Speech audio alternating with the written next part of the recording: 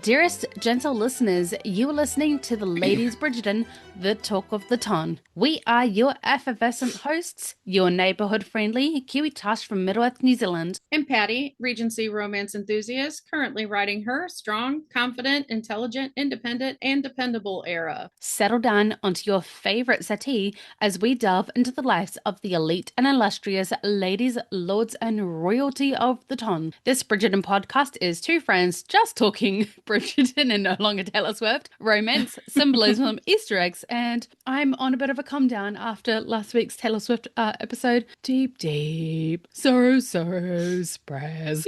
Diving into the connections of our favourite characters.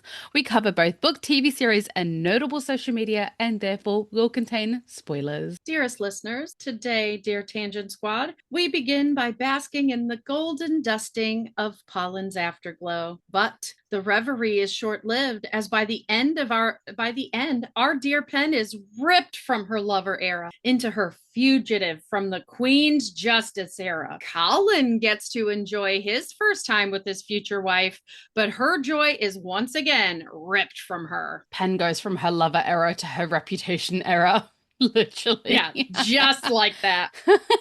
Let's talk pod snacks. Feta, queso, cheddar. Nothing in this life is better. Crackers, butter, meats and cheese. I sure love charcuterie. Sorrows and sorrows of prayers and super prayers for me, because last week I went out and spent $150 in groceries and bought so many scrumptious cheeses and crackers and fruits and chutneys for and a teenager ate them? No, she would never.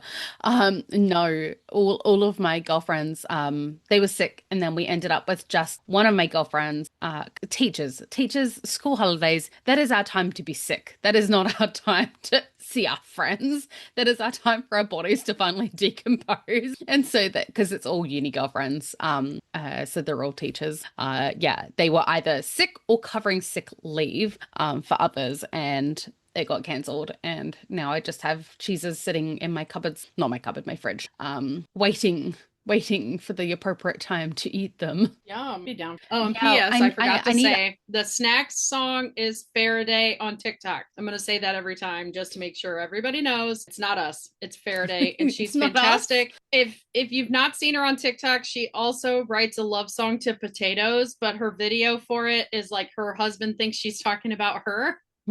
About him. Yeah. Her husband thinks she's talking about him, but it's an ode to potatoes. If I was being overly loving, Steven's like, are you talking about like Taylor Swift? Are you talking about Bridgerton? Like, what are you actually? He would know. His spidey senses would be tingling. Yeah.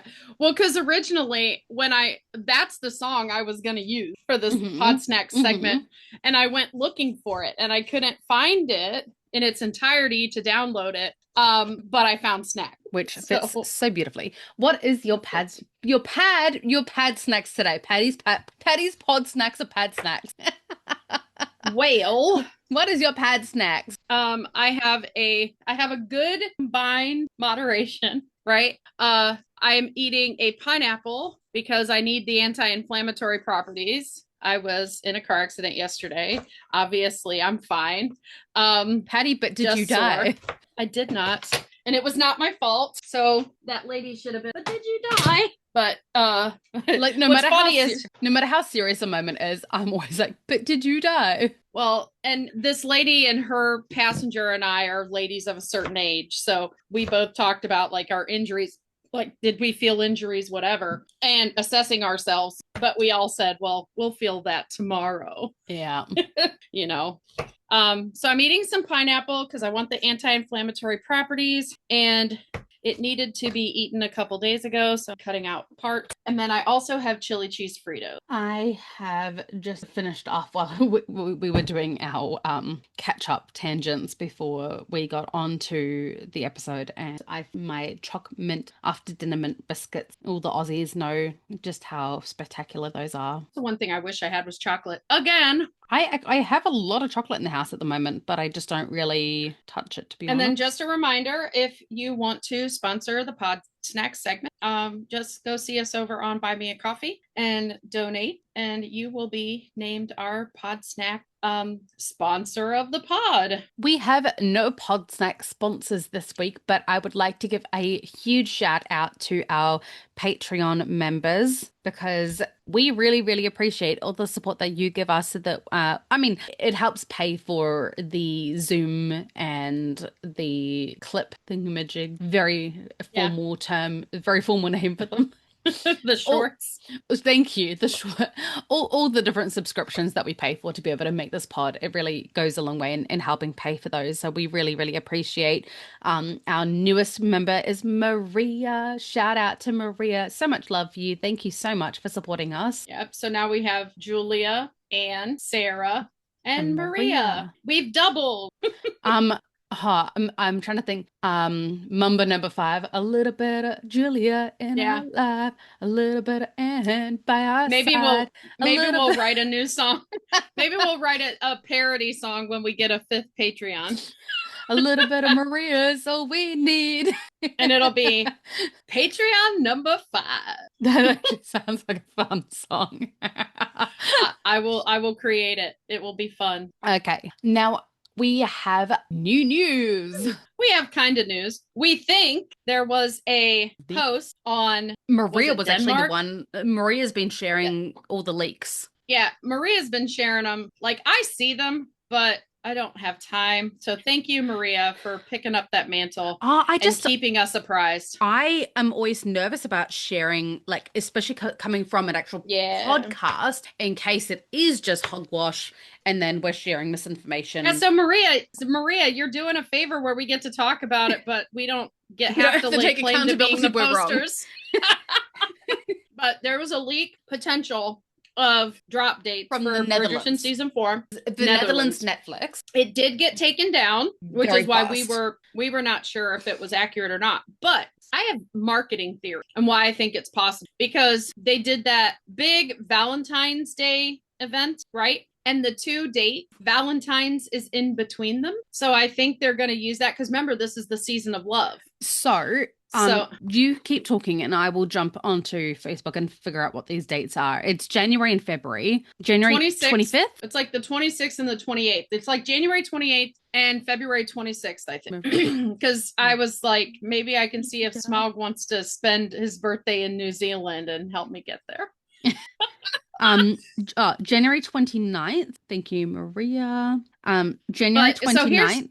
And February 26th is part 1 and 2. So here's my marketing theory, because we've been talking in the Facebook group about how little has been put out there about Benedict and Sophie. They even had an opportunity when Taylor Swift announced her betrothal. Yes. They could have said your art teacher and your home ec teacher and done Benedict and Sophie. But instead, they chose Colin your geography teacher and your English teacher and did Pollen. And all of the fandom was like, why are they still posting Pollen stuff when it's been over a year since that season aired? Yeah, it's a year and a half since that season aired.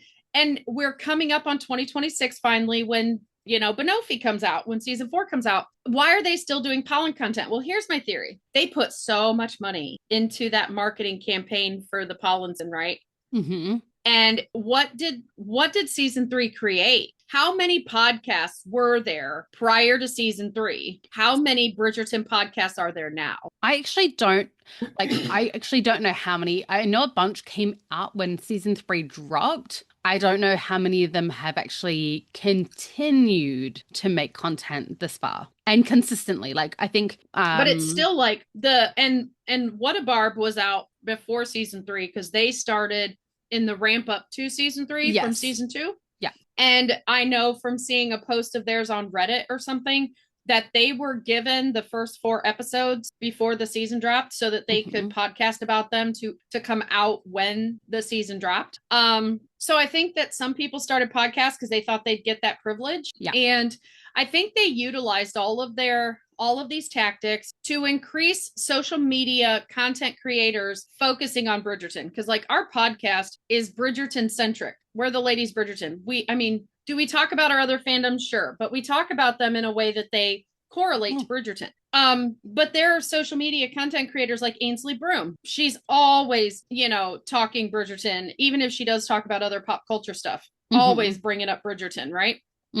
We have kept Bridgerton alive. We are now the marketing campaign, and we're free. They created such a frenzy with pollen that they're spreading the pollen using us. We're the worker bees. We're doing it for fun, but we're the worker bees, and we're spreading the news. We're dropping all the leaks. We're talking about every little morsel that gets thrown out at us for content. And we're still analyzing the show. What a Barb is doing a rewatch already. Savvy on TikTok is doing a rewatch of season 3 and talking about it. People are still talking about Bridgerton because we're still talking about Bridgerton. And I don't mean you and me, us. I mean social media as a whole, the fandom as a whole. And I don't think they're going to spend money on a press tour when they don't have to. We're sharing Bridgerton with the world. They're going to get new viewers because of us. They're going to get, how many people have you gotten to watch Bridgerton? So many. And not even just the ones who I've gotten to watch Bridgerton, but the ones who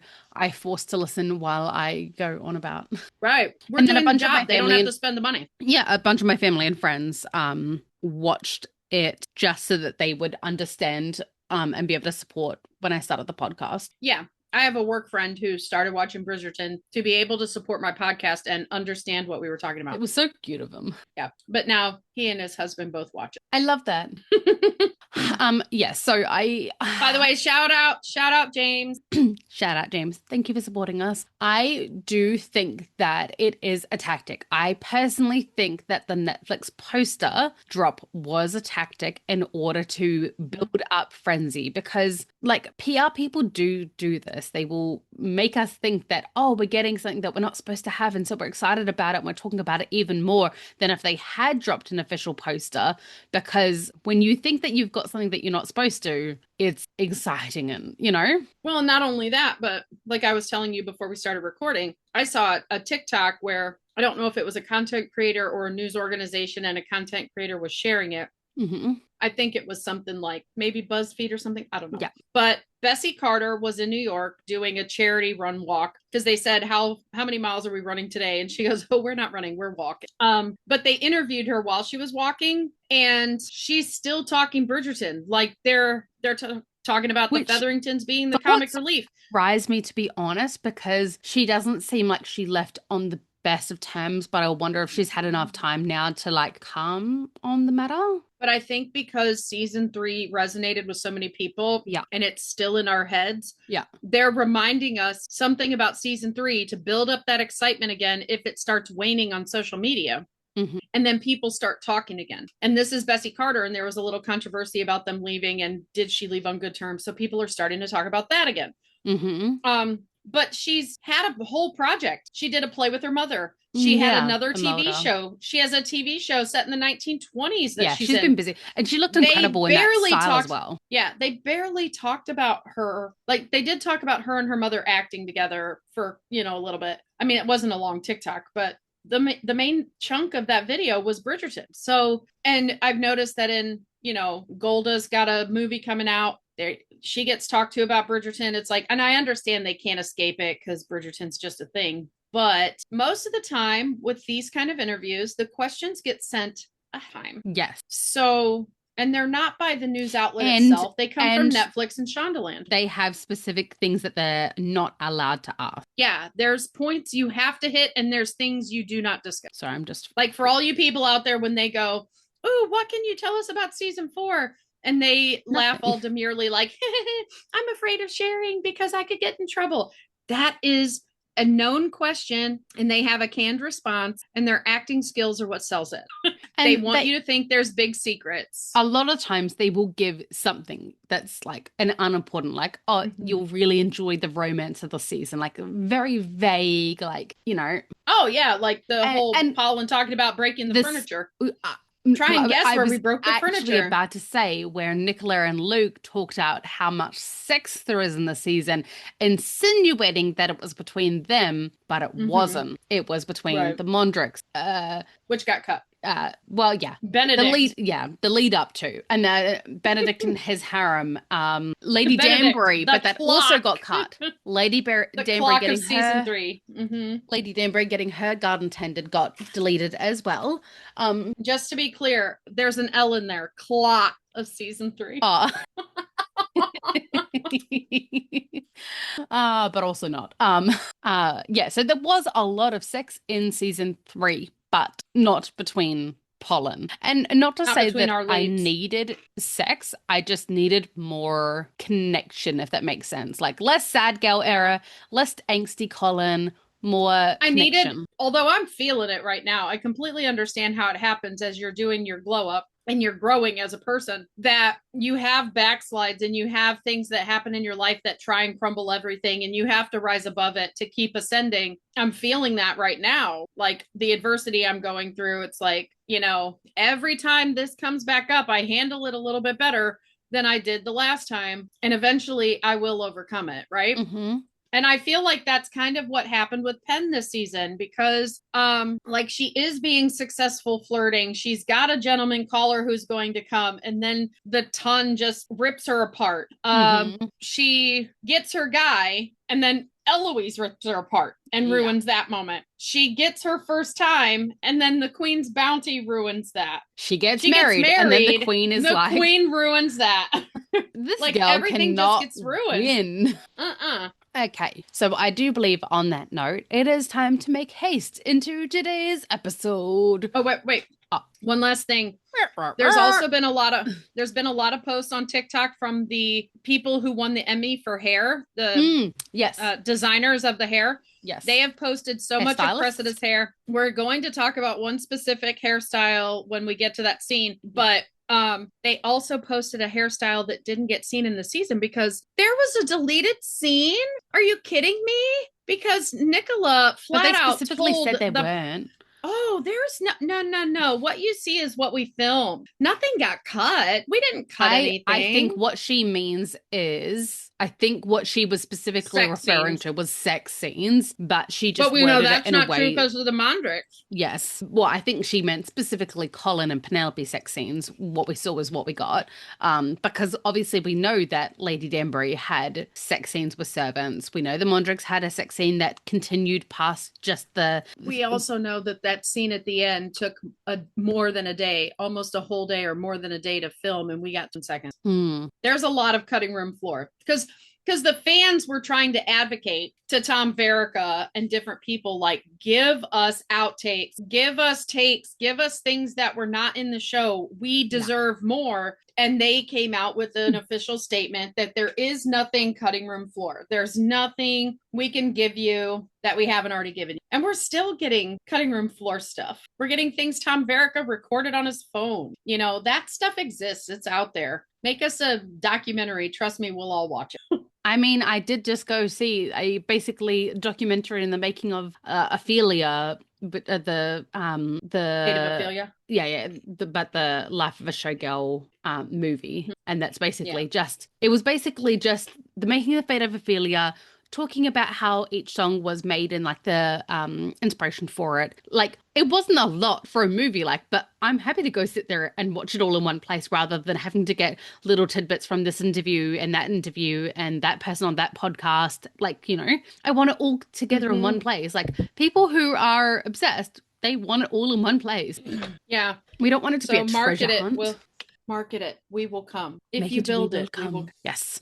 All right. Time to make it. We can talk about Afterglow. You sound so excited for it. Well, I have good thoughts, and I have Oh, I'm sure Penelope has many bad thoughts being on that chaise lounge.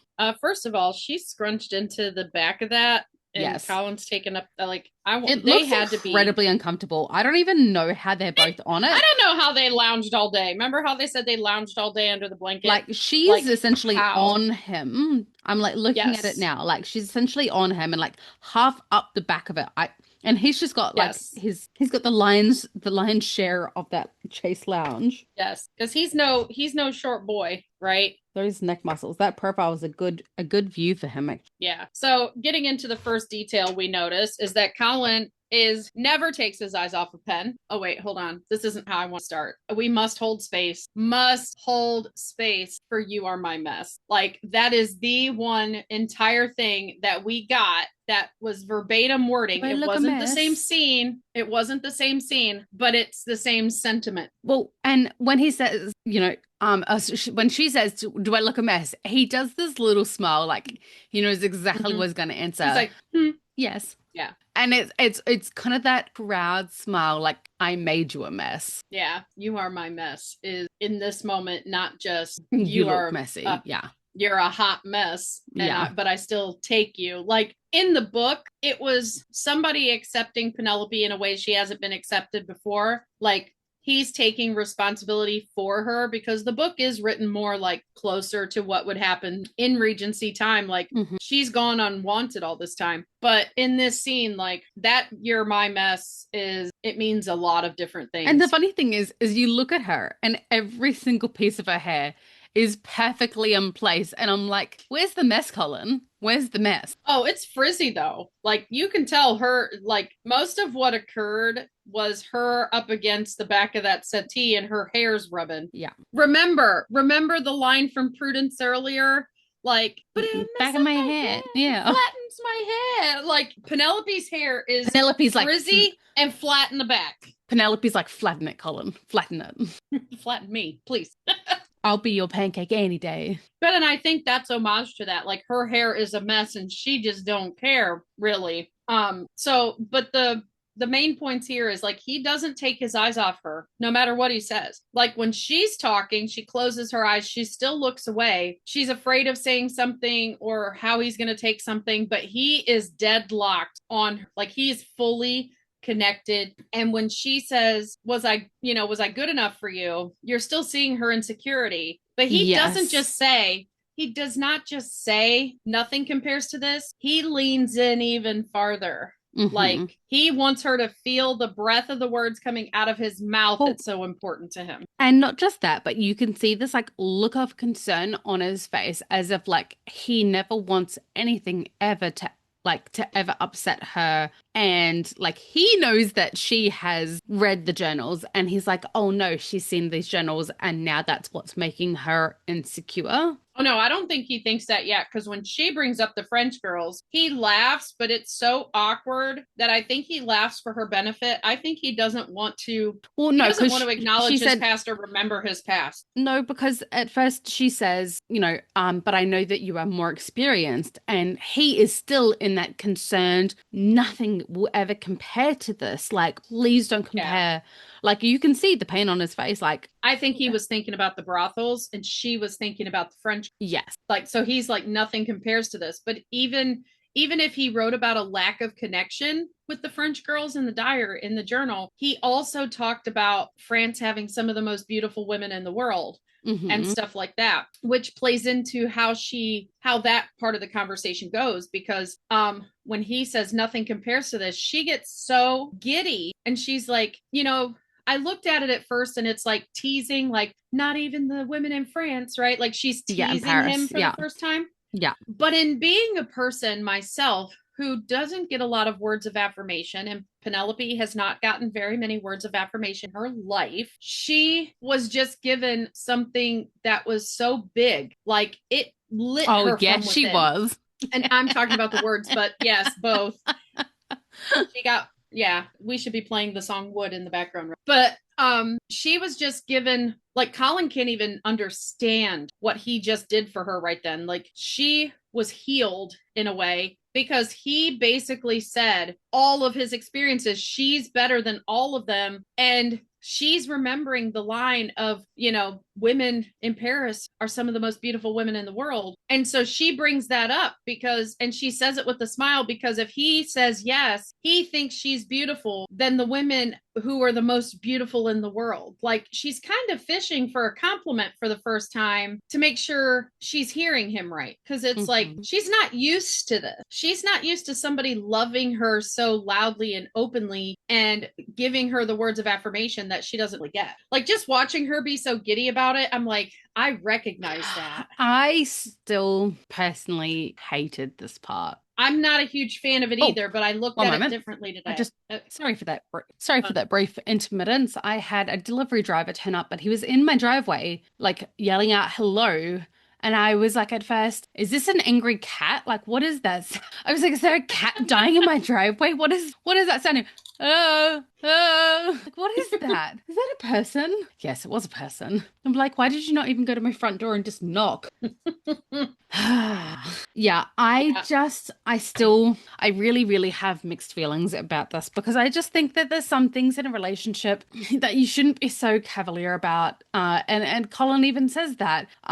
Why are we acting so cavalier about the one thing in life that truly holds meaning? And now it's fine for Penelope to be cavalier about those exact same things. Like, you know what I'm saying? Like, he's talking to the bro squad about how, like, we shouldn't be so cavalier about it. It's something special. It's something to be cherished. And you guys are being gross about it. And now he's like, oh, I fucked all these French. So that, like, Right. like The thing is again, I think it provides an ambiguity to make Colin look like he was more of a rake than he was. And I don't think he was. I don't think, even though Shonda wanted that brothel scene, I don't think they created enough rakishness to make me believe that he was super sexually experienced, right? And he had an awakening with Penn. So, and we can't have that because that's supposed to be Benedict's season, where Benedict has literally been the town bicycle and he falls in love with this person that just changes it all for him to finally have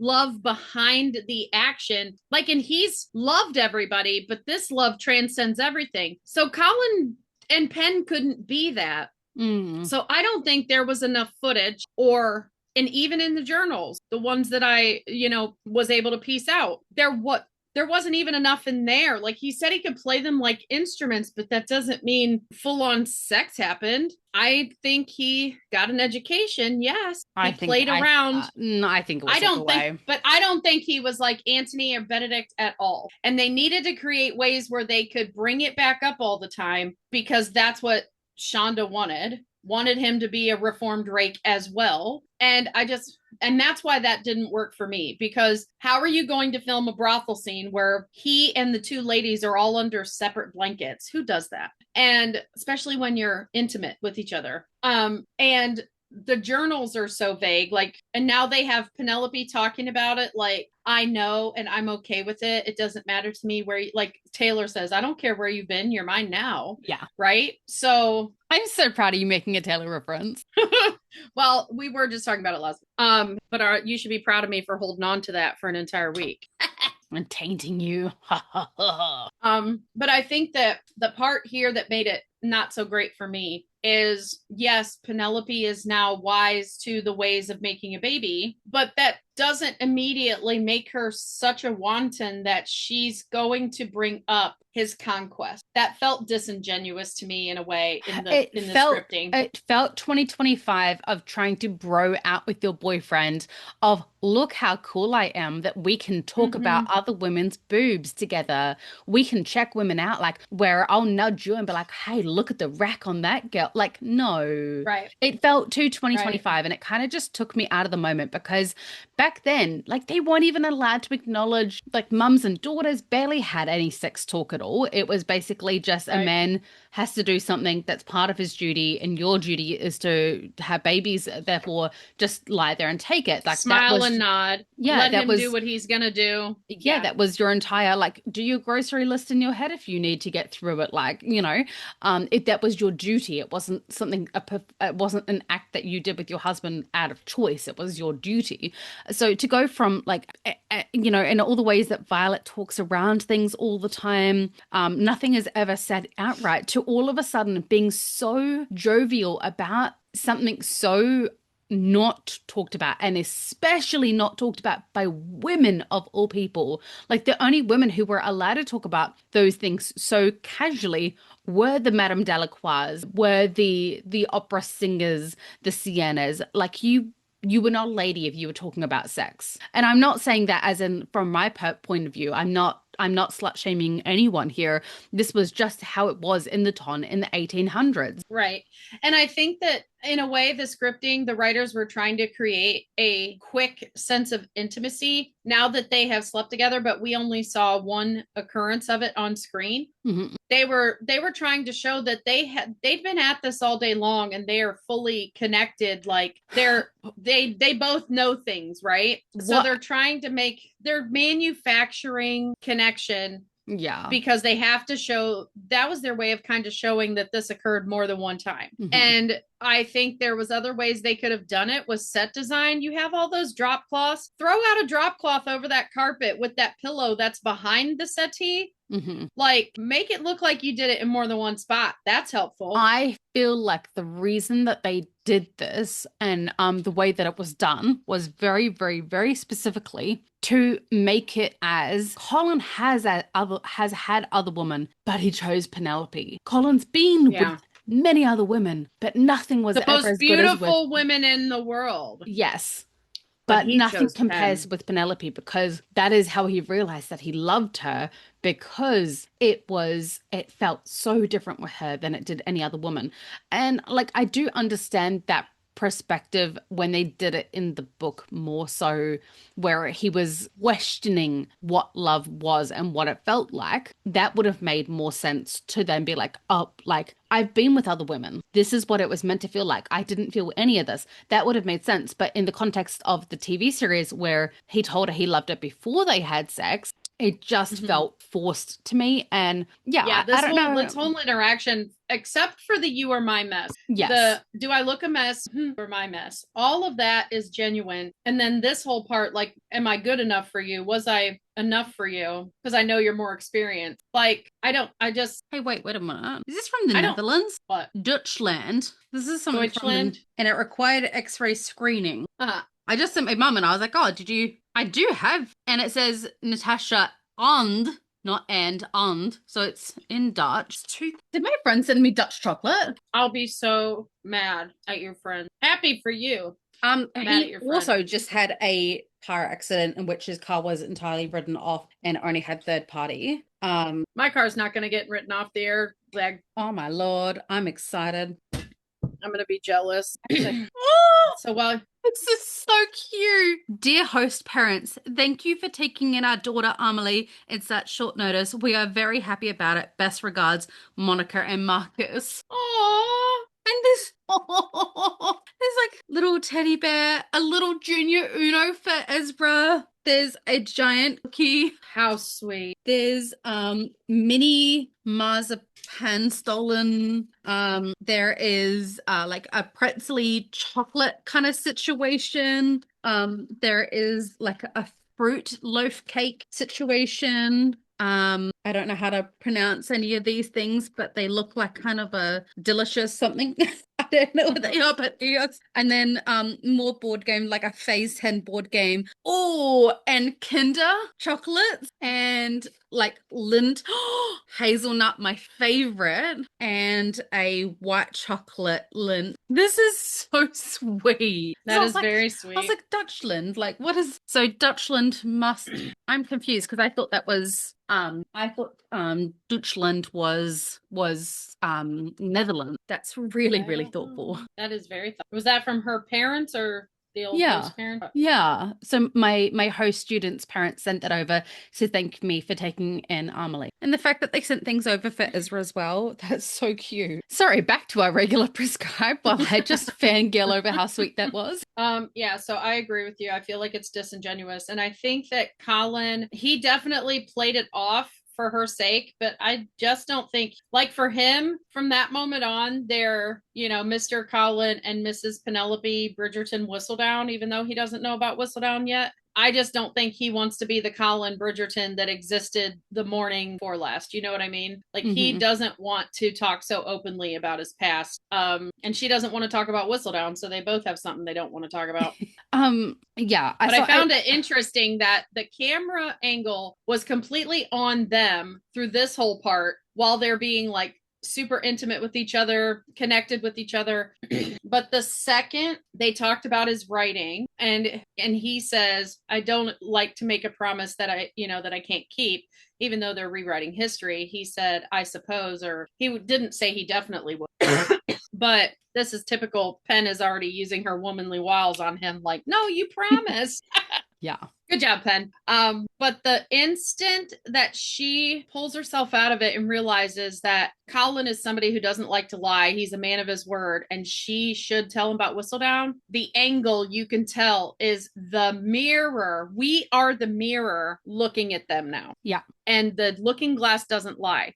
So we are now seeing that point of view of her looking into the mirror. You realize that this whole time we've been actually seeing their reflection, and we have been the mirror. So what we had just seen was truth, and now we're seeing her. Like, everything is unearthed. His insecurity about his past, her insecurity about Whistledown, like, they still have this thing between them. It's not complete reality. We are actually seeing a reflection of what's going on. What I find kind of interesting is that, like, when they are laughing about, the French women, the Parisian women, the camera span kind of angles to be like a whole view of them as they kind of like laugh together.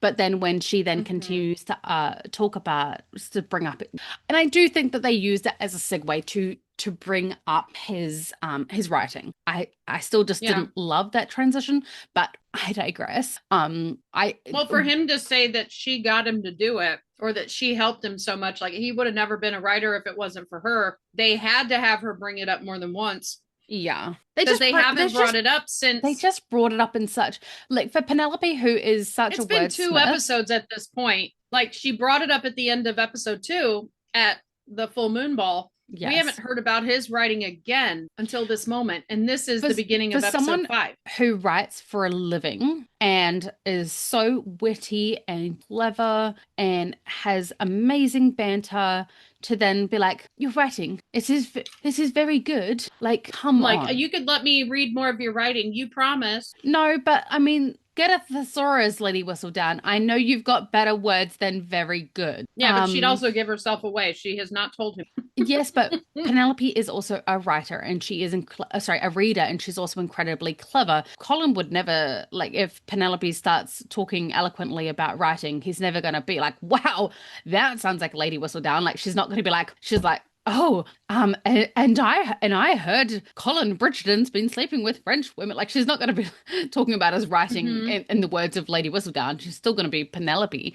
But I just think that she could have, the way that she worded it in the books, and that makes sense. How you said she was broing out with him. She probably brought up the French women not just to bro out, but also to bring up his writing in a way that, like, she buttered him up first. Yes. And then brought it up because she wasn't sure how he was going to receive that, that she still wanted to read his writing. Yes. I was yeah, she was trying to relate to him on a friendship level. And I think I have to give her credit for this, because someone who, when you do go from friends to lovers, it is sometimes a difficult transition of, well, now I am your partner, and that does sort of mean that part of the friendship changes. Like, as I said to you in the past, like, Stephen hated that I still called him Bolton, and he's like, can you not? But when you call me Bolton, it seems like I'm your bro, and I've seen you naked. Man. That feels weird now. Yeah. And so, like, the scene, like, I mean, even in the 1800s, like,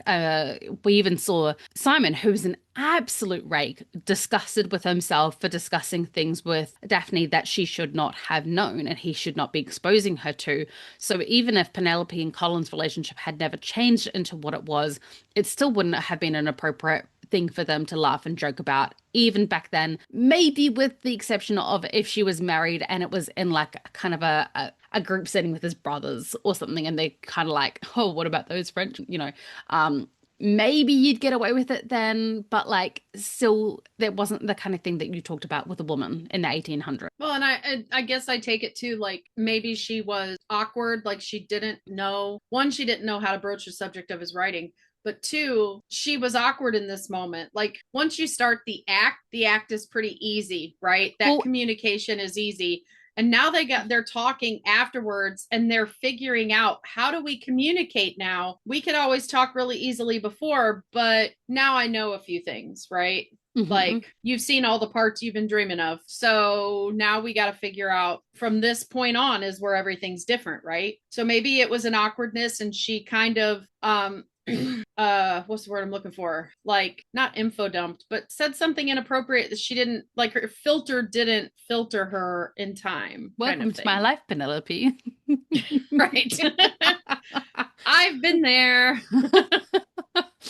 Like, I made it. So we had our apprentice, well, my husband's apprentice from work over in the weekend, and he's 17. And so we do joke rather inappropriately. I don't know what this is. I don't know why every tradesman ever joke about being gay together. I don't know what it is. It's just it's a boy thing. I don't know how else to describe it. It's like, That's so especially random. Australia, New Zealand, like, they joke about the boys being their boys, like your bitch boy, you know? Yeah. And I was like gardening away while the boys are installing the solar on the roof, and I made a joke. And then I was like, oh, wait, Stephen's father is right behind me. I can't make these jokes behind him.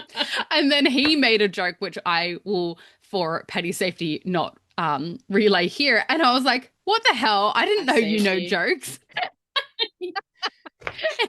And he's like, you think you invented, like, that was the most mortifying thing that ever happened. Like, my sister and I made a crude joke between ourselves, and my mom had heard it, and she said something, and we were mortified. We were like, oh, and she goes, what, did you think you invented sex? And we're like, like, oh, when I say I won't repeat it, father-in-law's joke was political, non-politically safe to share on the podcast anymore. And it just surprised me because Stephen's dad is so tismy. Yeah, so it would just surprise me that he said something so like, I have a code. I think we can speak in code sometimes on the pod. I will tell you about it off of the pod. The orange dementia got picked on at my house yesterday. Yeah. Anyway, yeah, it just, yeah. It felt let's like, get to the part where Colin stands up and he's putting his shirt. Let's a moment of silence for our brains trying to compute what we were seeing in this moment. Moment commences. Trunicate's moment. You know what, though? All of my opera singing that you said was getting cut out and wouldn't played. I know. So I don't understand. So I kept that in because I was like, on my side, it wasn't coming through. And so I do, because you know how you always say whenever I record on my phone, whenever we have technical difficulties and I've got to go on my phone, and you say when I'm talking and I try to speak, it cuts out. But then when I go to edit it, it doesn't. So I think it's just one of those funny things that, like, I think the system's just like, cannot compute. But then the computer's like, I compute hard. Yeah, the sound was like, no, we're getting it in. Yeah, the computers. Now and this part for me, one, obviously Colin gets up and gets ready to go to the door because the knock happened. And he's sitting there talking about, like, damn, like, that must be the servants bringing over my personal effects. Before we get to that part, though, we need to talk about the fact that she tried to bring attention to the Lady Whistledown thing. Not very hard, might I add. Yeah, but that's where I was talking about. Like, we realize in that moment that we are the mirror. We are seeing them. We have been seeing a reflection this whole time where we thought we were all up in their biz, but we were just the mirror. Oh, I think that's what I was saying before, and I got distracted because you were talking about mirrors, and I was talking about how when Penelope's talking about Colin's writing, the camera work is all focused on Penelope, not Colin. Like, it's all like how this impacts Penelope, how she's like, it very rarely actually turns around to focus from Colin's perspective, and it's only when Penelope says, Colin, I've got something to tell you, and then it finally pans to his perspective of what is it. But this whole scene is very Penelope centric. And Oh, that butt. Sorry, I'm just looking through that muscle definition. He's got a little butt, but it's mighty, little bit mighty. Yes, but here's my point. Like, he's going to get dressed and he's going to go to the servant that he says are bringing over his personal effects. Personal effects, yes. She's a mess. She's covered up. Her hair is a mess. Remember what it looked like before and remember what it looks like in the carriage, okay? Yes, perfection, literal perfection. So I want to know who's walking in that door. What servant is going to be able to do up her hair with discretion? And what servant from this moment forward, from the moment she's engaged, do we never see at her home again? Ride or die. Ray, never. Varley's the one who gets her ready. Like, Ray's there, but Varley's the one doing all the stuff. But the next morning, Ray is at their house and she is now their housekeeper. Ray and Colin got that house together for them. Like, Ray is not with her when she goes to check on the materials for the new dress. Ray was the one who walked in that door. That was her bribe. Ray was her house. From Colin. Ray was her lady's handmaiden's tale. I don't know.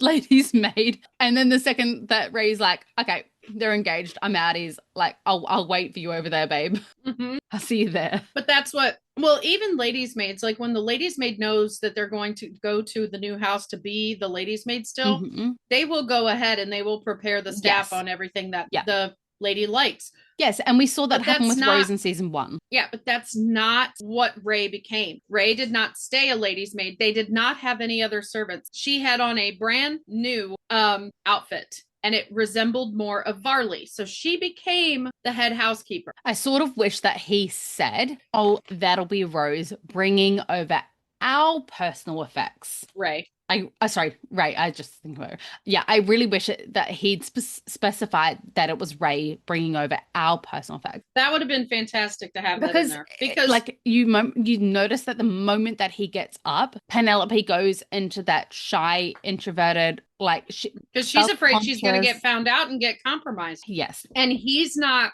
stressed at all about as if she's not Lady Whistledown who controls the gossip in the town. No, this is not a Whistledown thing. This is a servant is coming from his house that will go back and tell Violet that she is improper, that, you know, like, that's her concern, is that it's going to taint her reputation with the family. Please, Violet would be like, let me tell you about me and Edmund, like I did to my daughter and traumatized her in season.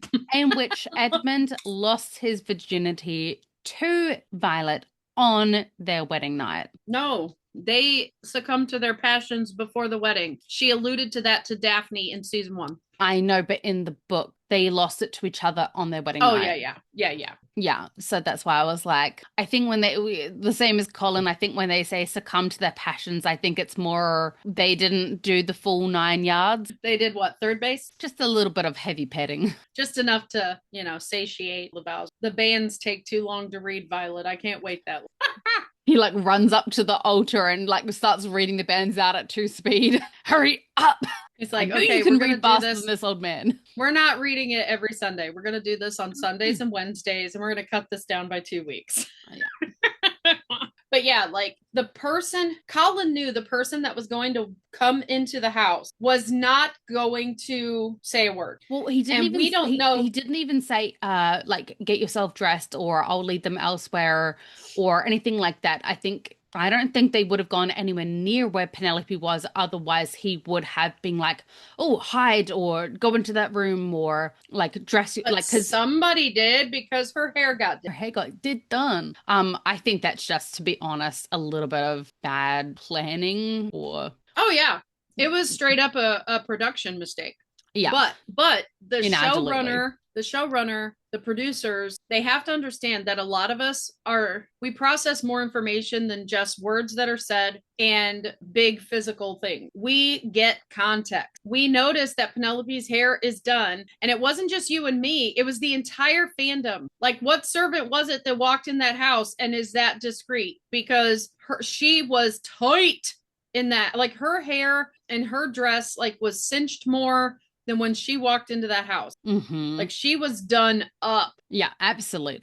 So I very much agree. And I love that they were like, Luke Newton was like, I became an expert in corsets after that day. Like, Yeah. they probably filmed it over and over Patty's again. So Patty's theory is that the bribe to Ray was that she would get a promotion and be their housekeeper. He would employ her, and then she could help Penelope fit out the remaining servants for the house. And she was to come as soon as the engagement deal was sealed. She was to come to the new residence and get it ready with him, like getting everything. Well, because let's be real, Ray wouldn't have just been Penelope's lady's maid. She would have been to all three girls. And I think it's very much a Cinderella. No. She was the only one left. They lived in their own house. I still think that they came there and expected Ray to treat them as if they were ladies of the house. You could see that they came there for the biscuits and the tea, and but your lady does our hair better than we can. We don't have I'm sure ladies that to do would it. happen. Yeah, like I think they came and abused their mum's services. So I think Ray's like,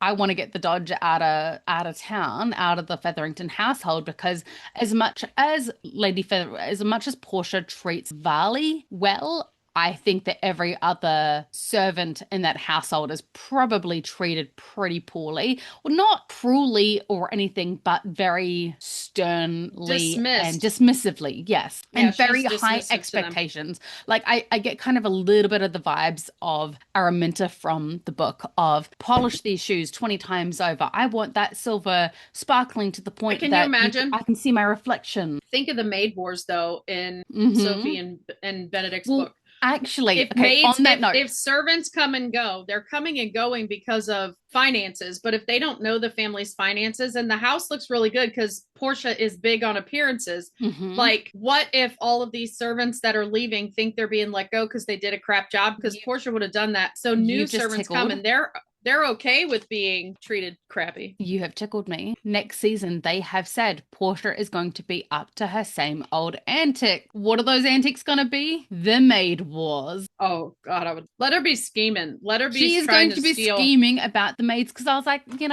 there's no more mines. There's no more Jack Featherington.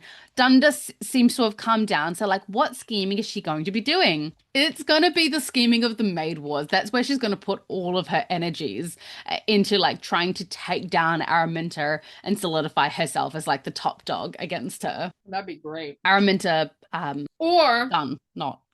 she's not used to having access to this much money. She has her money still because Penelope saved her butt. So not only is Whistledown's money in this house now, Portia's stolen fraud money is still there. What's left of it. Personally think that the Whistledown money is kept separately. Oh, it's all kept separately, but it's all in the house. Think about how Portia thinks. Yes. It's all part of the house.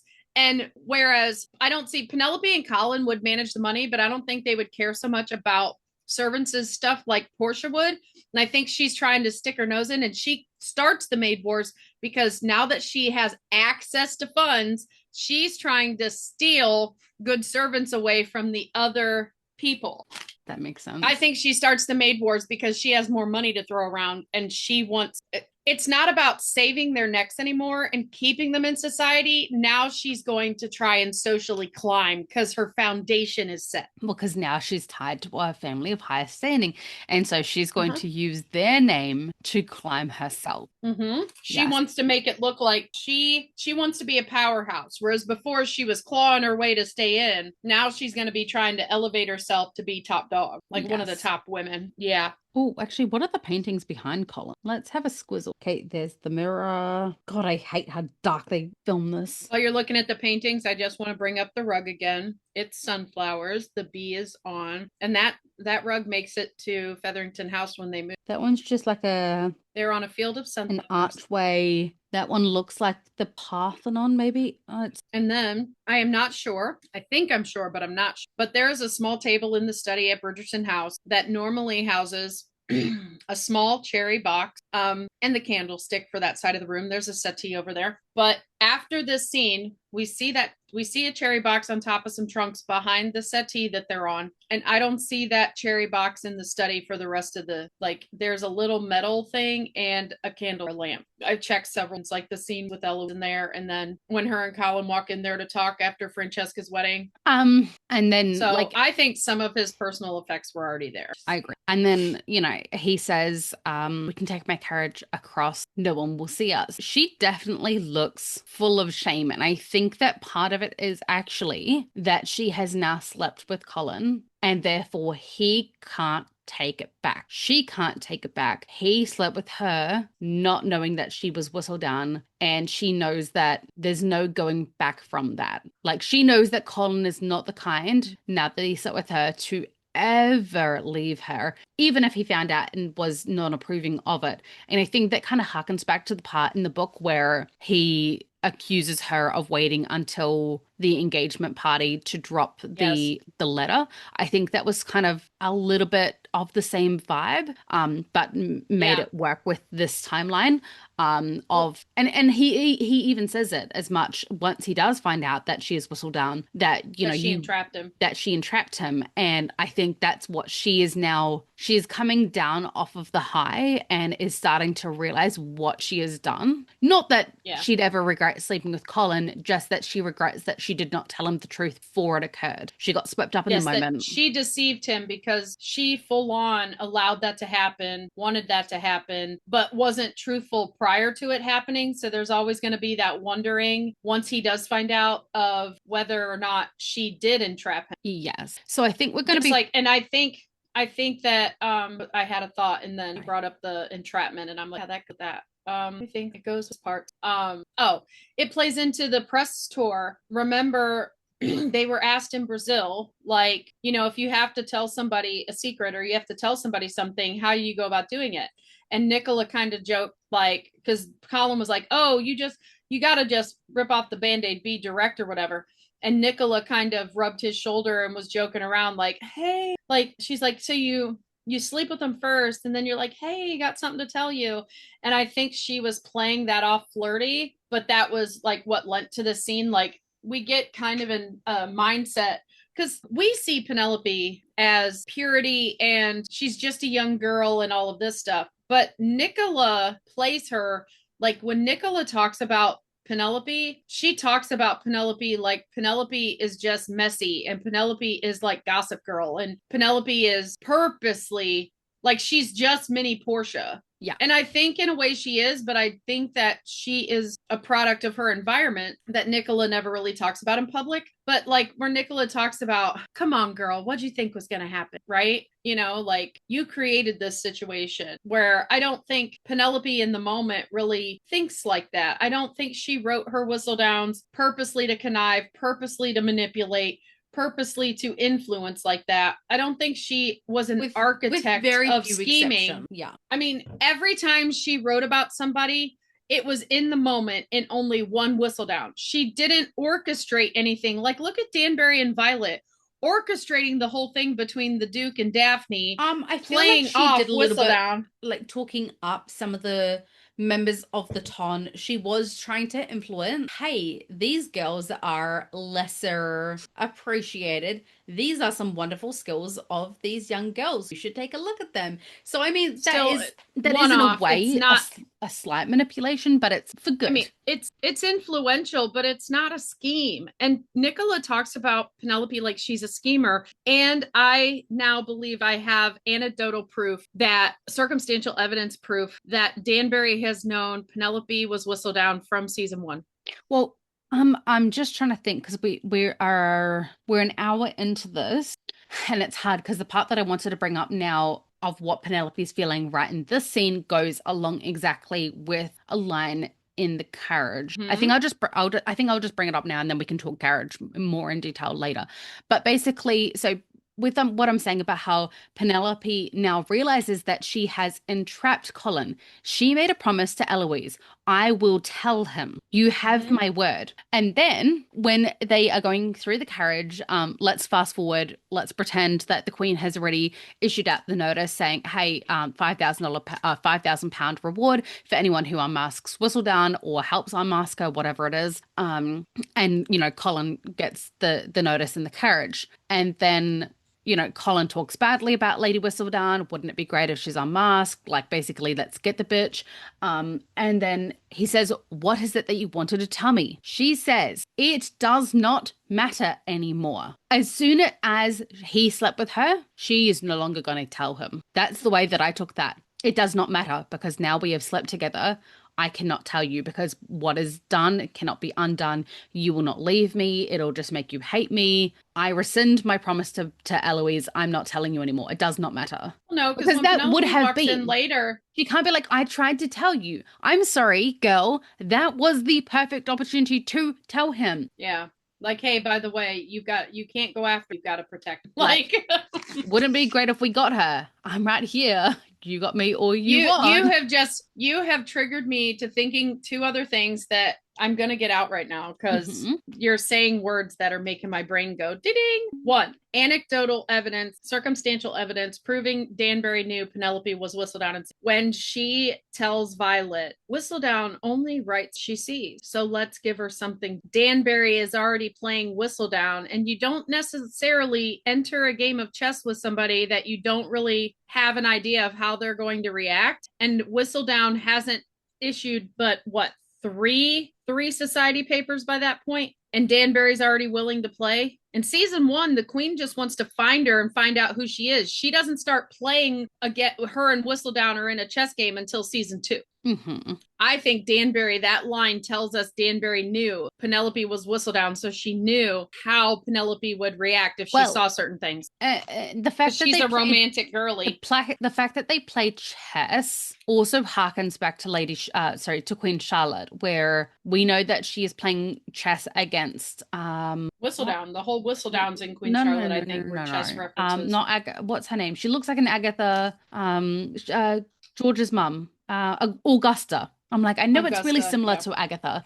Augusta, she plays chess against Augusta, and it's this big metaphor for them basically being frenemies and like circling each other and who's going to win the next round. And then obviously she's dead by the time that this timeline is present. Right. And now she is playing chess, but it's no longer frenemies, but because Queen Charlotte is now the one in power and understands her power, whereas when her and Queen Charlotte became friends, I feel like she was a queen in training, but Augusta was really the one with the power. Yeah. Whereas now she took it. When she came out and told that doctor to leave, that's when she took her power. Yeah, she took her power. I'm the boss. And so now Lady Danbury is sort of playing the game with Charlotte, except it's not frenemies anymore. It's like I was talking about when you get into a relationship with someone and that dynamic changes. They had a certain dynamic and then Charlotte became the queen, and not just the queen, but the one in power running the country. And so the dynamic had to change.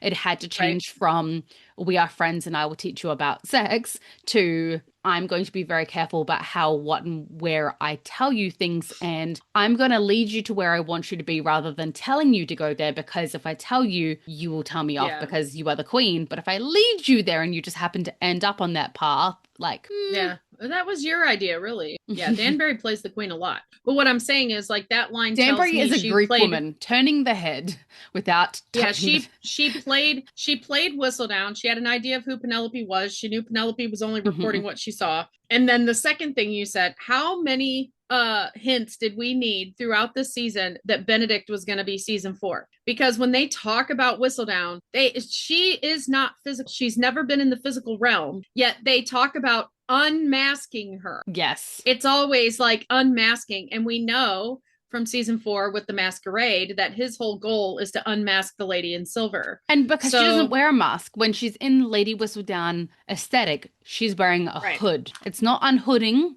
It's not uncovering, it's unmasking. Yeah, those were small little hints. Those are little Easter eggs to tell us season 4 was going to be Benedict's season, I Well, think. I mean, They and used specific wording. Nicola even talked about how many little Easter eggs they put in that she was Lady Whistledown in season 1 and 2, and we just missed them. Yeah. So now we're gonna talk about QC and Danbury. Yes. So, Are we there yet?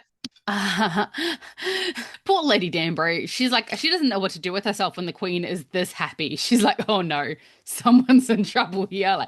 Like the Queen is having her feet massaged. She is chuckling. She's enjoying her tea instead of snuff for a change. Like she's like, Yep. today is a good day. I'm surprised she didn't make that day a national holiday. She was so giddy with excitement, like a little schoolgirl. It's actually kind of cute in a way. Take a seat. Enjoy this momentous moment. I had this saved. What Hold is on. it that we are celebrating? Like, I love how she says, what is it that we are celebrating? When she 100% knows why she is there. She specifically went there because she knew that Lady Whistledown had made such a misstep. Brimsley does not she look knew tough at all. She knew for sure because she's completely dressed in black. She's going to a funeral. She knows Lady Whistledown is dead or is dying. Like what Lady Whistledown has been up to this point is now over. Because most ladies, you'd only wear black when you're in mourning, right? Mm-hmm. And she's not mourning anyone. In fact, I went back. The last dress she was wearing, which was same day, was her red day dress at breakfast with Lord Anderson when they were talking about the betrothal. So she specifically had to change because she's going to see the Queen, and you go to the Queen all dressed up. But she chose mourning color. She chose to go in mourning. And I'm just looking at Brimsley and instead of just looking at the words, I'm looking at the reactions. But it's really funny because Brimsley and Danbury are just like, here we go again. Like she's about to ruin her own fun by uncovering this whole thing, and like she doesn't realize. Like I love that they know her better than she knows herself, and they know that she loves the thrill of the chase, not the catch. And they're like, you're about to cheat code. You know when the scratchies, like when you're doing a scratchy and there's that code and you can scratch it out to see if it's a winner? Yeah. The Queen is scratching the codes instead of doing the crossword puzzle on it. Like the whole point of getting those scratchies is to enjoy the crossword puzzle, not to find out if it's a winner or not. Like, and she's just skipping the whole process. That's just like Penelope in season 2, where Colin's like, not fond of a mystery then, Pen. And she goes, no, I like to read the last page just to make sure it's worth reading. I like to read the last page because I otherwise cannot go to sleep because I have anxiety about, I like dive so deep into the books that I read that whatever the heroine or, you know, the lead at that time is going through is what I'm going through. If you're in a pit of crocodiles and you're about to be devoured and the love of your life is about to be burned alive, and I'm experiencing that. The crocodiles are nipping at my toes. Like I cannot go to sleep until everything is better again. So I've talked about Danbury's costume. I want to talk about the Queen's. I had a specific page pulled up. The Queen's costume, and her Bridgerton outfit is so beautiful on her. Yes. So I looked up the peacock in Greek mythology, since we know there's a lot of Greek mythology in this season. Because this is about you talking, I'm gonna grab snacks. Okay. So the Queen is wearing Bridgerton blue, with peacock eyes all over it. The dress is covered in peacock eyes. She does have her little shawl that covers some of the eyes, but the entire dress is covered in peacock eyes. So I looked up, we know peacock is a symbol for the season, and the being that the Queen is wearing it, we know it affects, like it's homage to the season 3 couple, so something having to do with Penelope and Colin, but also the fact that the Queen's wearing it, it attributes to the Queen as well. So the story of the peacock in Greek mythology, it was a cherished bird of Hera, the Queen of the gods. And how it came to be was she had a high priestess, one of her mortal servants, and Zeus had a wandering eye, and he was having an affair with this priestess, and Hera is always depicted as jealous. So she placed a 100-eyed giant named Argus Panaptus, which Panaptus means sees all. I think it's Panaptus. Trying page say. So she puts this giant to guard Lo, which was the name of her high priestess, and Zeus is not to be assuaged. So he sends Hermes, and Hermes lulls him to sleep and kills him and whatnot. So she is mourning the giant's death, that she takes all of his eyes and puts his eyes on the tail of the peacock. So that's where the peacock feathers get their eye shapes, from this giant who is all seeing. And the reason he's all seeing is because he can sleep. Some of his eyes will close when he sleeps, but some always stay open. So he is always seeing everything. So, in terms of the symbolism of the peacock eyes on her dress, she has officially sent out this decree to get the ton to do her bidding. So she now has 100 eyes out there all looking for Whistledown. So she is now by proxy all seeing, because she issued the decree. Any information, please bring it to me. But because she's wearing Bridgerton blue and these peacock eyes are on her, I also looked up Hera, who was the queen, and how this plays into her. The queen mother. And mother to all. Hera, as we know in Greek mythology, every god and goddess is the god and goddess of something specific. So much like in Roman Catholicism, where, you know, Saint James is for like men who go to stuff like that, like the saint of whatever. So Hera is the queen over marriage and the protector of women. And childbirth. So for me, I think her wearing the peacock eyes and we talked about her wig in the last scene with the betrothal announcement. I think she's wearing what looks like a beehive on her head. So, you know, the beehive, the many openings for the bees or whatever. And the jewels her necklace looks like little butterflies flying around her neck. But the peacock eyes attribute her to Hera, queen of marriage. Like, everybody wants to go through the queen and make sure the queen approves of their marriage, their match. But she's also the protector of women and childbirth. And I think this is a slight homage to, by the way, Penelope's pregnant. And now the queen is going to be what saves their marriage. Like, they still have this big rift between them, this chasm of secrets between them, but the queen is, in the end, is going to be the one that saves their marriage, because she is representative of Hera, because she's wearing the peacock eyes. And she's being treated like a royal queen right now. Like, she is getting the queen treatment, foot rubs and sweet treats and tea and all of it. She has like 6 cakes in that room. Right. She is celebrating. Speaking of what's in the background of the room, I don't know what you call the gold filigree. It's not a sconce. The embellishments on the wall, usually made out of like a plaster and then painted gold. It's like molding. Molding, thank you. Molding. Correct me if I'm wrong, Mrs. Eyes, my peacock. Is that not sunflowers all over the back walls? Hold on, now I gotta go to Cap. In this scene, basically, look at any of the back walls and you'll see what I'm talking about. I'm pretty sure those are sunflowers. Cap that, I'll have free. Are you on Netflix or are you? Netflix, yeah. So I can't screenshot you. I have to guess what page of the gallery I need. Oh, look at me. Oh, that's the beginning. Those are sunflowers. They got our Cap. I didn't know until I was looking. So which side of the room? All of them. Are you talking about the framed in moldings? In the corners. So there's the sconces, and then under the sconces, and then on the mirror, on either side of the mirror. It's on both sides, the whole way around. Like, if you go to the, like, those in are sunflowers. Between the flower. Very like. Well, but you're looking at Danbury there. Like, that is straight up black. She is black on black on black. She came to a funeral. So.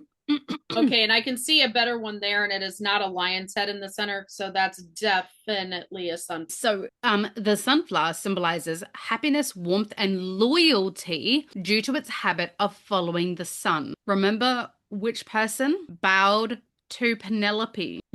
Follows the sun. It also is associated with positivity, adoration, strength, and resilience. Depending on the context and color, sunflowers can represent devotion, good fortune, or faith. And I think that's kind of fitting for Lady Danbury, because Lady Danbury, I think, has always been Lady Whistledown's biggest fan. Like, people think that it's Eloise, but Eloise was just, I think, in like the fanfare of it all when it suited her. Whereas I think that Lady Danbury appreciates a woman who went outside the bounds of society, sort of a little bit like what Lady Tilly says, like a woman who has created something for herself outside of the legalities of what she's allowed to. That's something to be proud of, you know, that's something to be revered. And I think that very much sums up. What's the Greek animal that's like the lion with the legs of a goat? Manticore? That's what the candle. Didn't we see that in another scene this season too? The Chimera or in the Lady Shelley's Manticore. house. Yeah, that is also in his house.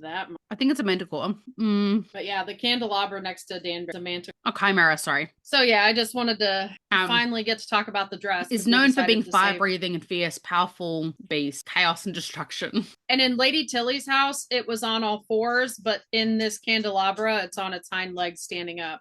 But here we know what the queen's plan is. We know that Danbury is choosing to stay silent and hold her tongue, but her and Brimsley are both conspiratorial in their side eye. So yeah. What it is, we are celebrating. Like, she didn't even want to say the word celebrating because she's like, yeah, I know exactly what it is. Every time the queen speaks after that, she's like, yeah.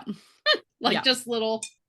I love that the queen goes as far as to put the Whistledown article to her nose and sniff in. She's like, I smell defeat. Yeah. The defeat of Lady Whistledown smells like weakness. Well, in the previous scene, she said it reeks of weakness. Yeah. I'm hitting pause. I got to run Daisy out. Be right back. Right. So have we squeezed all we can squeeze out of this? No, I kind of wanted to talk about reeks of weakness. She antagonizes no one. She makes no attempt to gloat about my sparkler's return. My sparkler's turn towards the mediocre. I love that John is considered mediocre. What is Colin then if John is mediocre? Well, you got to think about what the queen said about Debling in the beginning. Debling was very rich, titled. He had it all. But she said he was boring. He did not like society. He didn't mix in with society. He didn't create a stir. And Sir John is the same thing. I think if you don't entertain me, you're mediocre. Yes. You're boring to me. You're mediocre. Yeah. And that is why Penelope is going to be like the queen's favored person in season 4 because she's never boring. Yeah, I definitely see that. But I was like, have you met Francesca? I don't think she's after the spectacular. So the part that I wanted to bring up next is Danbury says, what is your plan, your majesty? Because she's basically being like, look, I'll let her say her piece and then I will tell her why it's not a good idea, but never directly. It'll be do you not think that maybe this would be a better plan of action? And you can tell the look on her face immediately when Queen Charlotte is like, oh, I already set it into action. Like, and at this very moment, in fact, Danbury's like, if she could sigh without getting her head chopped off, I think she would have. She would have been like, you exhaust me. Yeah, she was like, yeah. Well, and I see it kind of similar. Danbury is going through a similar moment here as Portia went through with Penelope. She's finding out the information after the fact, after it's already out of the bag, and she can't do anything to influence it, sway it, change it in any way. She's completely out of control. And that's what she's frustrated about because she's always been able to kind of turn the head of the queen one way or the other as needed, and Brimsley as well. But here the queen went all like impulsive rogue, yeah, and did something without consulting her people first. Yes. And it could have disastrous consequences. Yes. You know. And I do feel like that very much has been the case. And I do not say this to say that Lady Danbury is manipulative in a bad way. It's never necessarily self-serving because we even see with how she is in Queen Charlotte that she refuses to use her power with the queen, her influence with the queen, to ask the queen for personal favors, even though it would have affected the entirety of the black people of the ton. She's like, I'm going to do it my way so that I do not blur the lines between friendship and taking advantage of that relationship, of that power. So I think that she does manipulate the queen, influence the queen, shall I say, to kind of, the queen doesn't actually know what's good for her half the time because she's so impulsive. And I think that because she became the queen when she was so young, she kind of had to grow up so fast in some ways that she retains a level of immaturity in other ways when she's been surrounded by yes people her whole entire life and she hasn't ever had anyone tell her no. No one tells her when she's making stupid decisions. And I feel like Augusta was probably the only person who actually did. So I have a thought process I just thought of that I want out, talking about how Danbury didn't know what she was to walk into, but she did enter the scene wearing black like she's attending a funeral. And we know from the end that Danbury has always suspected it was Penelope. And when she opened that whistle down and she's like, oh, good grief, she knew instant the queen would know something's amiss. And if she already suspects Penelope, maybe she assumes the queen has already figured out it's Penelope. So the fact that she's wearing black, like she's going to a funeral, what if she was going to lay herself down on the sword? A little bit like What if she was going to sacrifice herself to the queen and say, I'm Whistledown? Like the queen wouldn't do anything to her because of their quote unquote friendship. What if she was going to sacrifice for the Bridgertons, for Penelope to be happy? Because she's, we now know she's admired Penelope from afar all this time. And the fact that she's completely wearing black when ladies at that time only wore black for mourning. Mm-hmm. And even as we see her dressed, like trying to think of what she was wearing at engagement, but like she wears pretty dark colors from this point on, like not her vibrant reds and stuff. Yeah, like not the vibrant stuff. It's all like when she goes to see the Mondricks, it's that navy blue that looks very much like this, unless they're trying to play the game of, like my grandma, once she finds an outfit she likes, she gets it in every color. Kind of thing. But she's wearing complete and utter black before she knows the whole situation. And it almost makes me wonder if it had gone completely south, if she walked into them saying, young Miss Featherington is on her way to the palace right now. We know it's her. She didn't mention me because she got betrothed. It makes total sense. Danbury would have been like, no. What does she have to lose? It's the queen. They have a close friendship for years and years. And she would do anything to protect the Bridgertons. The reason I don't think that she would is because as much as she does have a fondness for the Bridgertons and Penelope, if the queen found out that she was in fact lying, that would pretty much destroy their relationship. She loses her standing with the queen. But that's what I'm saying. It's like it would have been when all else is lost. Like, yeah, that's her plan Z, right?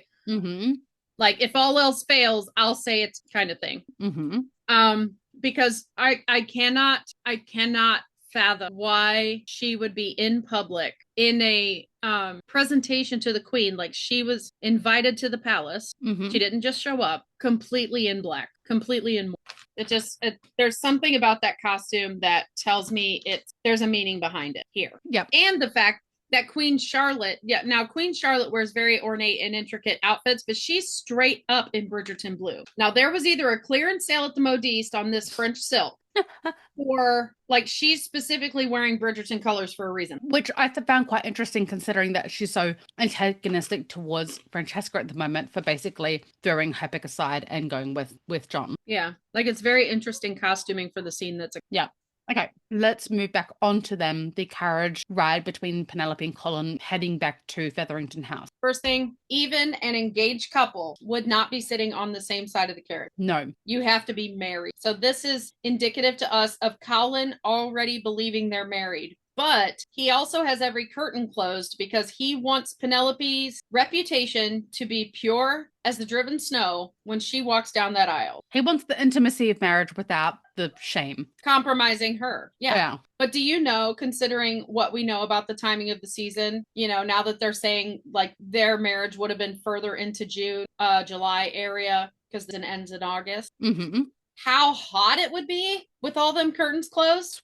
Sweltering. And there's not even a glisten. Like, come on, makeup. That's what Vaseline is for. It makes you shiny just a little bit. And that girl would have been sweating the second he started reading that Whistledown or that decree about Whistledown. Like, if we could have seen beads of sweat on her, that would have been made the moment. Like you can tell she's nervous, but still. But starting out, they both look like the cat who ate the cream. Like they're both thinking their thoughts while in a carriage. She's like, I've been listening to my sisters. One's got her husband like having cream pies in his breeches. The other one doesn't want to get her hair flattened. She didn't hear any of that. She was not present. You never know where she's listening. Like if the queen has eyes everywhere, Lady Whistledown has ears everywhere. She's like, man, this doesn't sound enjoyable at all. And then she gets to try it and she's like, I think she's concocting how in the world she's going to write this out for Eloise to describe it to Eloise without Eloise connecting it to the fact that it's with her brother. I need to tell her. I now know, but how do I do it without it being about her brother? So remember when we talked about cake? Well, it's not like a slice of cake at all. No. Like a slice of cream pie. My God. It's kind of desserty. Okay, so she's like, Eloise, you might want to get a little more practice riding those horses. Just saying.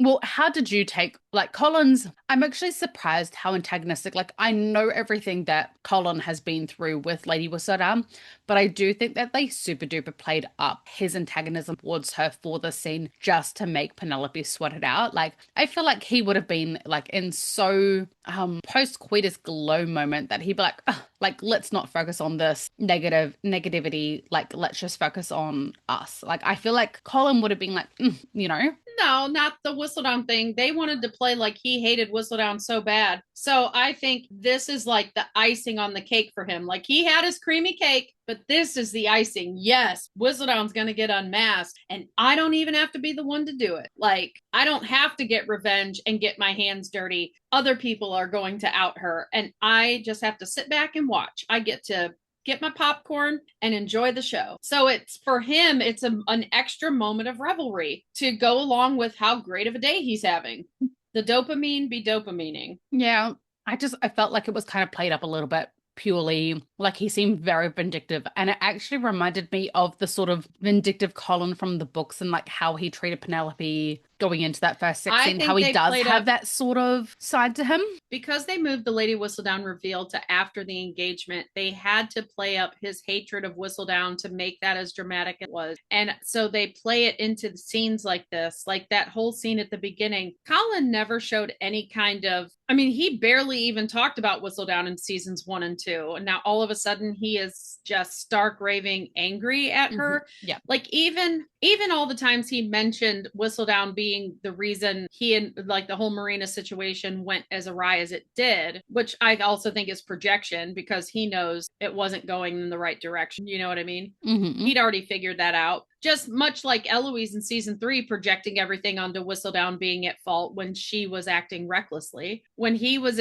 coming to acknowledge his recklessness, he was blaming Whistledown first, but it was almost passive, like, yeah, well, if Whistledown hadn't done this, you know, there was no anger or animosity or anything like that until season 3. And they had to up the stakes because they decided for the reveal to occur after the engagement. And I just don't think it worked. I think it felt manufactured. Yeah. I think it would have been better in this moment if he would have still been indifferent for him to say something like, I can't wait for Ella. You know what I mean? Like thinking back through my romance books and like there's this really common theme of once the couple finally get together and they're in like their happy era, you no longer really get sex scenes between them because it's not that angsty build up moment. And that's like, and if they do have sex scenes after they're in their happy era, it's because they then have to go through a tumultuous era in order to be able to make up and get back to that happy place. But you can't just have someone be happy because that's just not good TV. That's just not good book.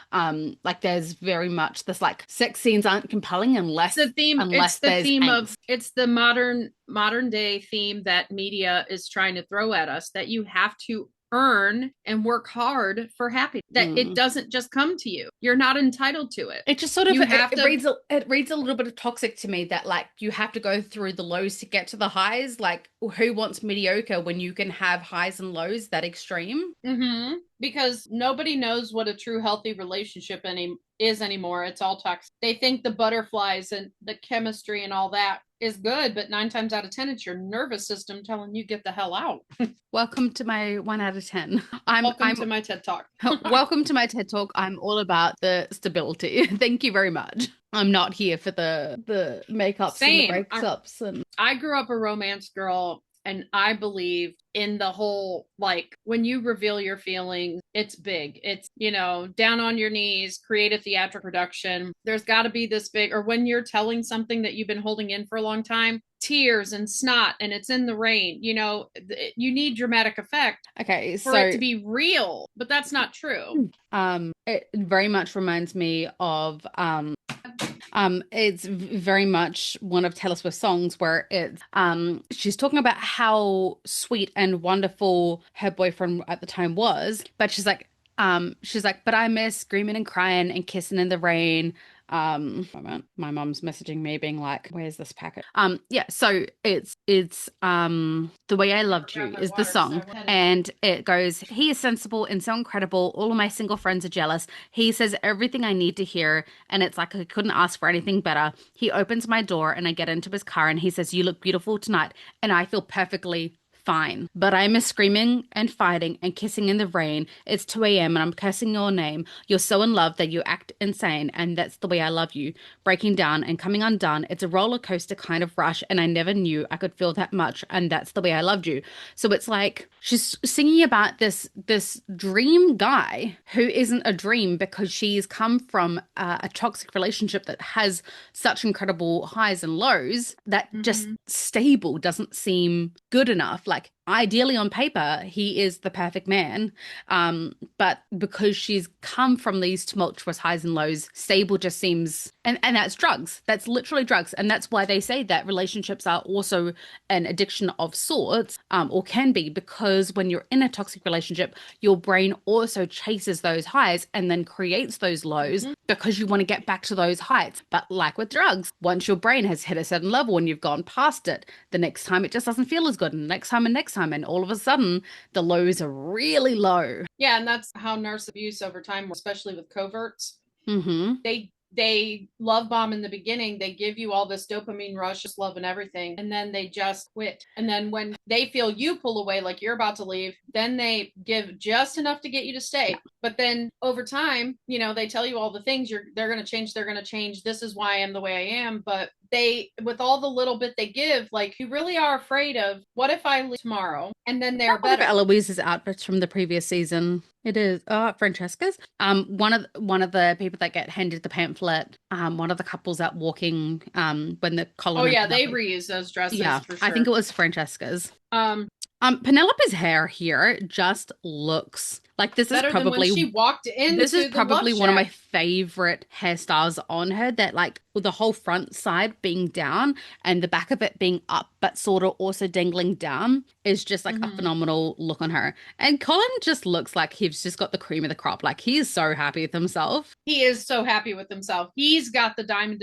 in his eyes. He won the lottery. You can't tell that man any different. But Penelope goes from like, oh yeah, what's the queen have to say, to, oh, my entire life coming crashing down around me. Oh, and I love like the camera is on the both of them until the moment he's reading it, and it kind of zooms in on her face, kind of like, because there's these moments of panic that she has throughout the season where the camera work makes you feel like her world is closed in on her. And like she's gone into survival mode and she can only focus on herself and like her own safety. And I kind of feel like it gives that vibe, like, you know, she's got the pounding in her ears, and she, like, if they would have, like, Colin speaking, but it's now muffled. Do you know what I mean? Like, she is just. I'm actually kind of surprised that cortisol and adrenaline they didn't show her going into another one of her like anxiety kind of states of like everything blurring out, her getting kind of dizzy again, and him thinking, oh, well, it's to do with their activities, or, you know, like the strain that he just put her under.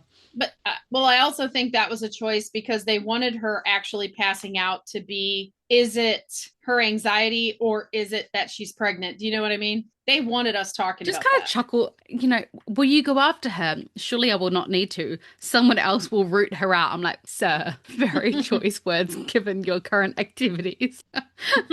There was some real choice words you chose. But I love how he just kind of like goes back to like, okay, yep, cream of the crop. I'm done talking about her, and just goes back to like snuggling into Penelope. And then what not did you only wish to are tell they on me? the same side of the carriage, but he's totally wrapped around her, armed around her, and where his arm is on her hip, like that's a very intimate way of seating. Yes. Like, and she's literally leaning onto him in that seat. Like it's not even that they're sitting next to each other, like holding hands or anything. Like she is like full body leaning onto him. Yeah, like in those vehicles from the 70s where it was a bench seat all the way across, how the girl would be scooched up on the guy while he's driving. Yeah, it very much that. Only this is a carriage from the early 1800s, which means they would have toppled over. They had plenty of space. They just chose to be on each other. And I think that in that moment, I think part of the reason Penelope says no, like it is not important anymore.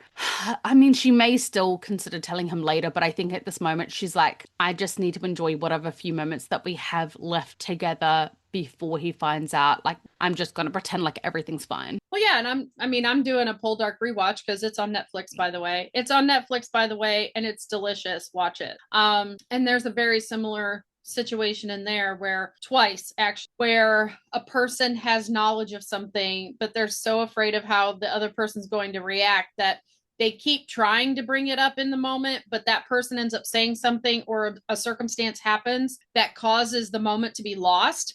And it gets pushed down the road until, like, by the time the one secret comes out between Poldark and his wife Demelza, he's like, you've known since when? And you didn't tell me? And she's trying to explain, like, I kept trying, but you said this and you said that, like, there, I couldn't. Because you'd already, something that's already in play, you said you didn't want any part of. So how do I tell you now? Like, it made it difficult. Yeah. And I think this is something very similar. Whistledown had to be a thing. So they had to use that trope of, I wanted to tell you, I kept trying to find the right moment, but the moment kept getting ruined. Okay, I think that we are officially wrapped on this episode. So for today, gentle listeners, we will leave it there and continue on next week's episode. What are we talking about? I don't know. If you have anything, whatever's next. Whatever's next. If you have anything particular, if season 4 is dropping in January, we need to get our butts into gear to be able to finish off season 3 before we need to start discussing season 4, because I want to start discussing season 4 as soon as it drops, but I can't do that until we finish season 3. So I'm like, okay, we're gonna have to speed up our timeline a wee bit here to try and get through it. But you and I are tangent queens, and that's going to be quite the tall feat to get through it by January. We've taken a year and a half to get through just 5 out of 8 episodes. So we took an intermittence for 2 months. Yeah, but that was still on point. If you have anything in particular you would like us to cover, please don't, because we need to get through these episodes. We are accepting no more new podcast content until after we know if they're dropping in January. YouTube content, go for it. Any Bridgerton knowledge you would like to share, please head to our Facebook page, The Ladies Bridgerton. And if you're enjoying our podcast, please remember to click like, subscribe, and leave a comment wherever you are listening. And once again, thank you for listening to the musings, ramblings, rantings, and tangents of two mad women. Yours truly, Tash the Kiwi. And Lady Patty.